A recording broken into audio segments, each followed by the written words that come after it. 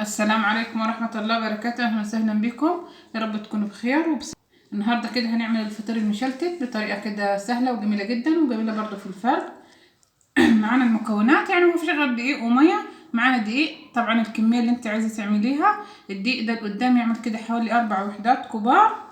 هننزل كده عليهم نص المعلقة ملح، نصها سكر، بس دي المكونات ومية.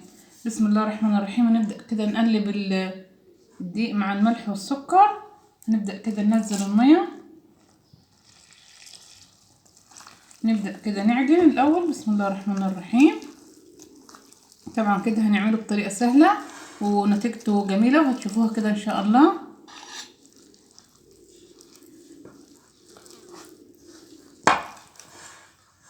لسه كده عايزين مية تاني.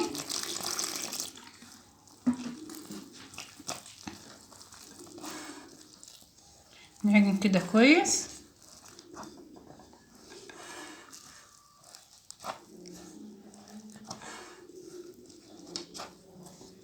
لسه كده هنحتاج مية برضو تاني.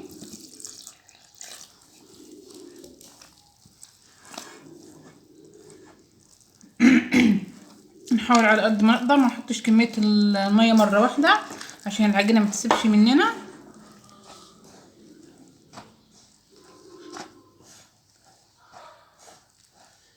كده خلاص هنعجنهم كده كويس وهنشوف هنحتاج مية تانية ولا مش هنحتاج.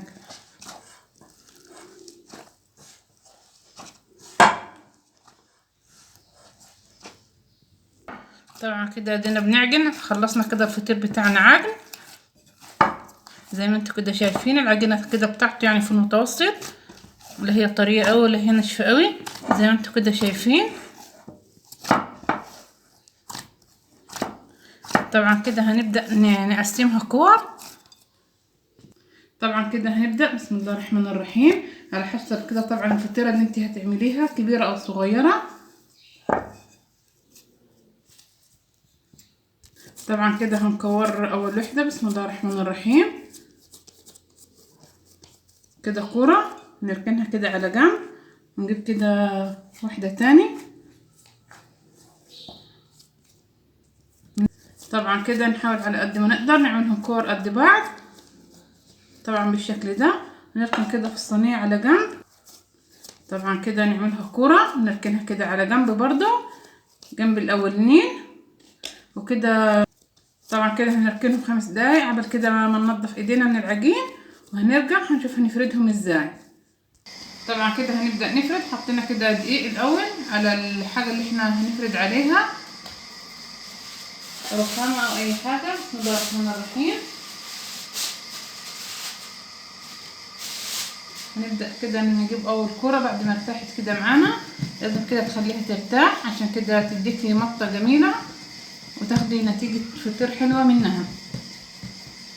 نفرد الاول كده بايدينا. بعد كده بسم الله الرحمن الرحيم نبدأ نفرد.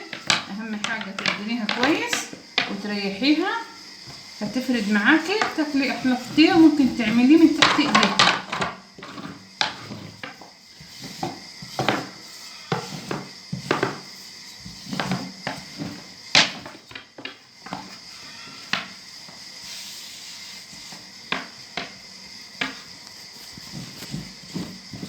نفرد كده بكل سهولة.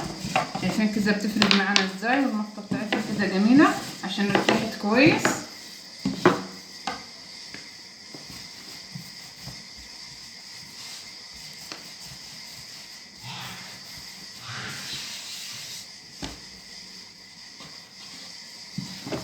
نفرد كده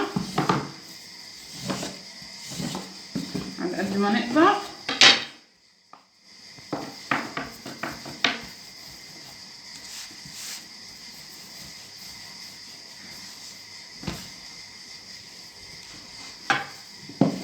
دلوقتي هنفردها كده على الاخر بالراحة وبكل سهولة.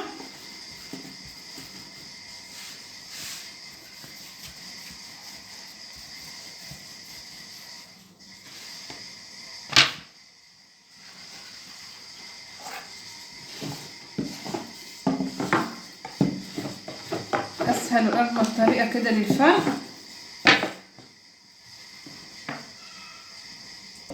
دينا طبعا كده بنفرد.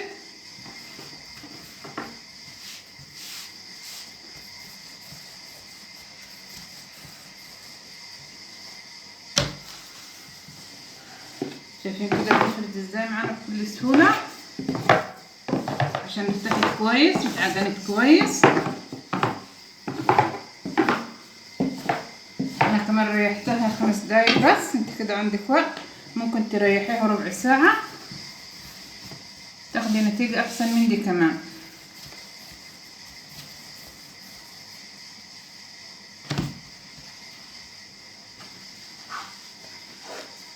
شايفين بنفردها قد ايه، ولا قطعت ولا اي حاجة.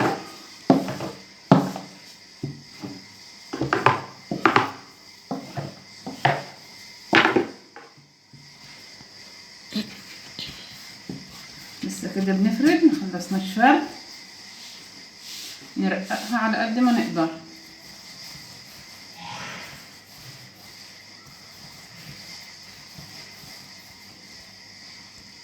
طبعا شايفين فردنا كده ازاي، رققناها جدا.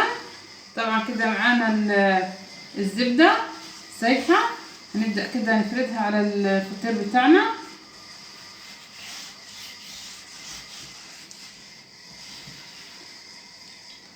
احلى فطير كده تقليب الزبدة. نفرد كده على كل الفطيرة اللي فردناها زبدة. طبعا كده بعد ما فردنا الزبدة كويس هنبدأ كده نطبق الفطير بتاعنا. شايفين كده مفردة كده ازاي من غير ما تتقطع ولا حتة تتخلش مننا، زي ما قلت عشان احنا كده ريحناها كويس. ممكن برضو تعمليه بالسمنة بيبقى جميل برضو. ناخد الطرف ده على الطرف ده،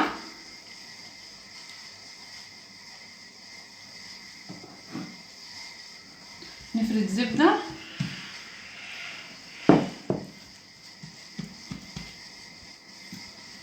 كويس ونجيب الطرف ده كده.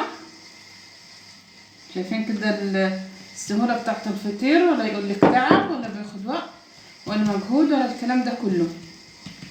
نجيب اخر طرف كده الناحية دي كده، عملناها كده مربعة. نفرد برضو زبدة، هنجيب الطرف ده كده نسوي الزبدة كده بسيطة، والطرف ده كده. طبعا الفقاعات دي هي اللي بتعمل لنا كده التوريق في الفطيرة. كده العجينة ارتاحت كويس ومظبوطة. نلمها كده على بعض ونركنها كده في الصينية ونغطي وشها بكيس بلاستيك عشان ما تنشفش، ونفرد واحدة تاني. طبعا كده شوية دقيق تاني هنبدأ نفرد كده واحدة تاني زي كده ما فردنا اول واحدة بطريقة سهلة وبسيطة.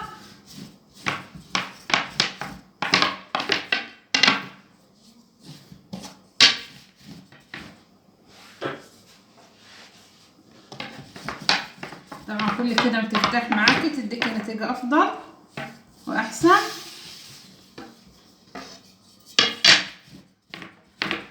تفرد معاكي بكل سهولة.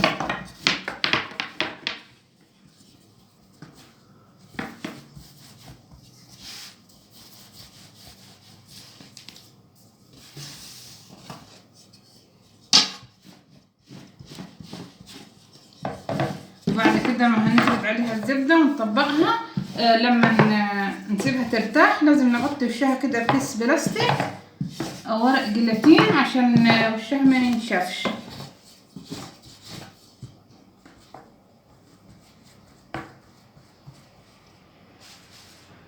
شوية كده دقيق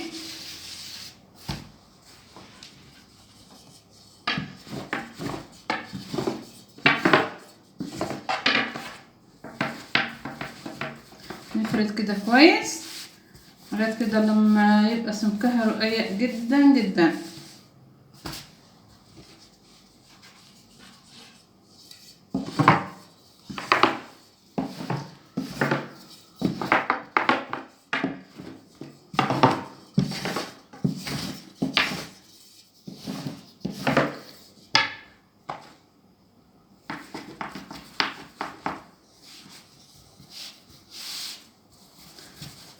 طبعا كده طريقة الفرد سهلة جدا، هتديكي نتيجة جميلة جميلة.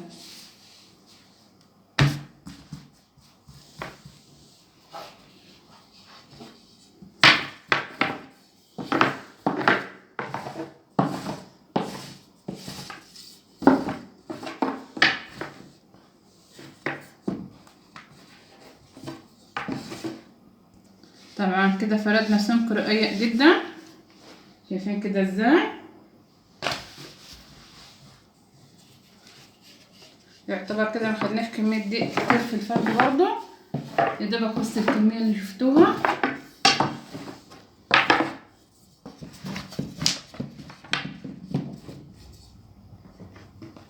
شايفين كده السمك رقيق ازاي؟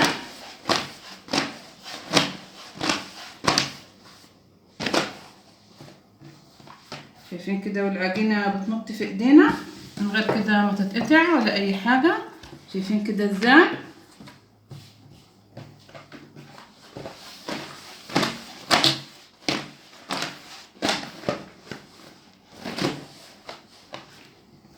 كل ده عشان العجينة ارتاحت كويس جدا. جربوا الطريقة دي هتعجبكم جدا جدا بإذن الله. شايفين كده حلاوة وجمال الفطير. طبعا كده هنبدأ نفرد كده الزبدة على كل الفطيرة. طبعا الفقاعات دي كده بتعمل لنا التوريقة الجميلة. نفرد كده الزبدة.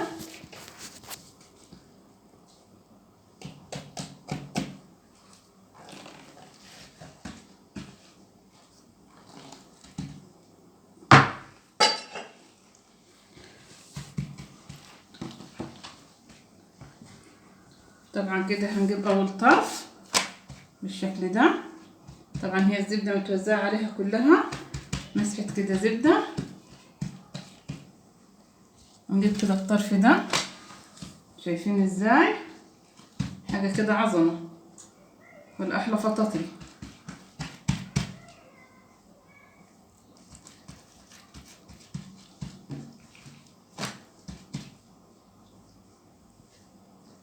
كده مسحة زبدة، اهم حاجة تريحيها. ونجيب الطرف ده،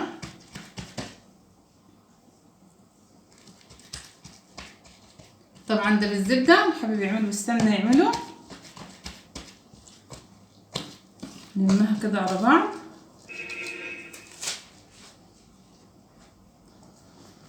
ونركنها برضو، ونجيب واحدة تاني نشتغل فيها نفردها. طبعا كده واحدة تاني نفردها كده. شايفين كده لما بترتاح حتى بايدينا بنفردها.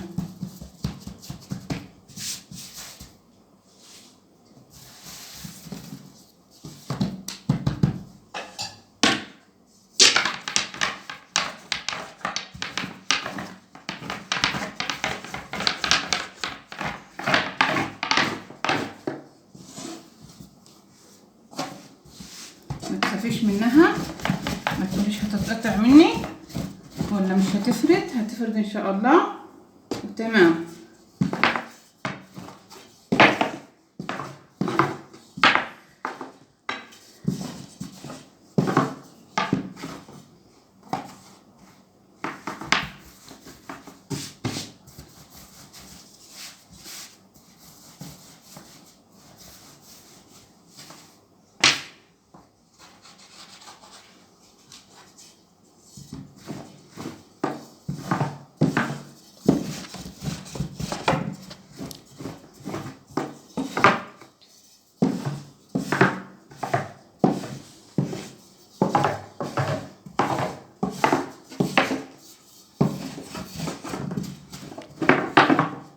شايفين كده السهولة في الفرد،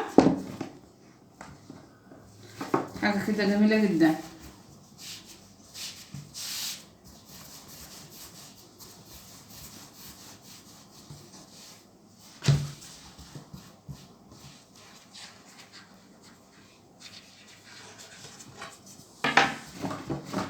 اصلا كده كل ما بترتاح بتحسيها كده ما بتلزقش اصلا في بعضها حتى لو من غير دقيق.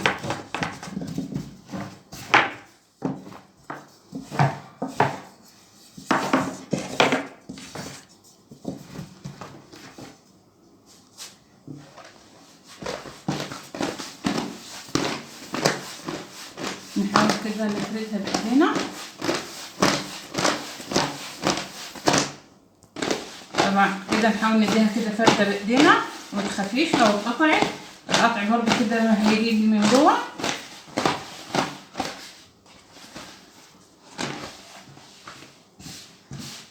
شايفين كده بتفرد معانا ازاي؟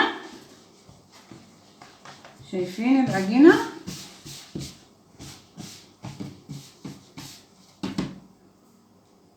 طبعا كده ادينا بنفرد الزبده، فردناها كده على كل الفطيره دي بالطرف ده كده.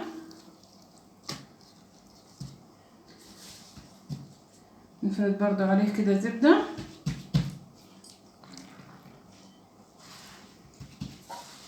طبعا كده احنا خلصنا. كده هنبدا نفرد الفرده التانية وندخله الفرن يستوي. هنفرد كده اول واحده عملناها وركناها عشان ترتاح، ولا يقولك الفطير متعب وشغل كتير ولا الكلام ده، زي ما شفتوا كده قدامكم.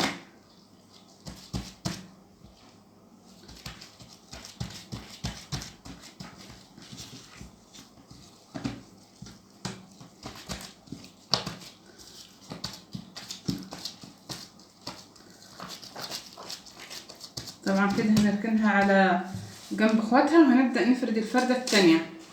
طبعا دي كده اول واحدة. بعد ما ارتاحت هنبدأ نفردها كده بايدينا. شايفين كده بتفرد معانا ازاي بكل سهولة، والفقاعات اللي فيها دي يعني كده العجينة بتاعتك ناجحة وتمام، مش محتاجة حتة كده النشابة. بنفردها بايدينا.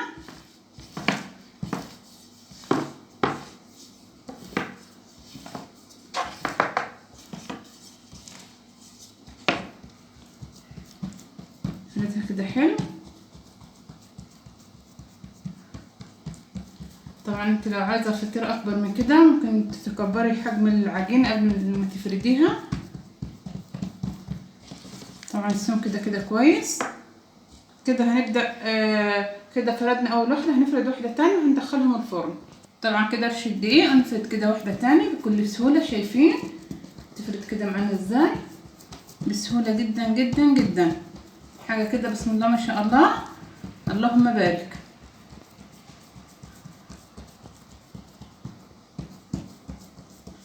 كفايه كده انك عاملاها في البيت على ايديكي وعارفه نوع الزبده ايه او نوع السمنه، حاجه كده جميله.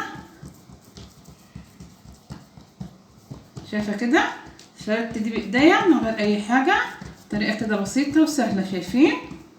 بس كده خلاص كده هنسوي. طبعا كده هندخلها الفرن بكل سهوله. هنلفها كده على النشابه وندخلها الفرن. معانا كده الفرن بتاعتنا سخنه، نفرد كده فيها الفطيره بكل سهوله وبس ونسيبها تستوي. شايفين كده جمال الفطير بتاعنا نفخ ازاي؟ شايفين كده الفطير بتاعنا نفخ وجميل كده ازاي؟ شايفين كده يعني شايفين كده جمال الفطير وحلاوه الفطير ومنفوخ كده ازاي وجميل كده استوى. هنشيله. طبعا كده رشه كده زبده على الوش ادينا لمعه كده للفطير، ولان هو كده مش محتاج حاجه. المنظر كده بيتكلم عن نفسه، احلى واجمل فطير. بسم الله ما شاء الله. شايفين احلى واجمل فطير ممكن تعمليه كده في البيت وتاكليه، ولا تقولي بتاع الافران ولا بتاع بره. شايفين الجمال والحلاوه؟ شايفين كده الطراوه؟ شايفين كده طراوه الفطير ازاي؟ شايفين كده الطراوه؟ بسم الله الرحمن الرحيم. بس سخن جدا. شايفين كده التوريقه؟ شايفين كده بسم الله ما شاء الله. شايفين كده ازاي بسم الله ما شاء الله. شايفين الورق كده تعديه كده بالوحده. شايفه ازاي بسم الله ما شاء الله؟ احلى واجمل كده فطير. شايفين الجمال والحلاوه؟ حاجه كده جميله عملناها في البيت من غير مجهود. حاجه كده جميله احنا عاملينها في البيت، واحلى وانضف من اللي بتجيبيها من بره 100 مره مضمونه. شايفين كده المنظر بيتكلم كده عن نفسه، مش محتاج كلام. والسلام عليكم ورحمه الله وبركاته.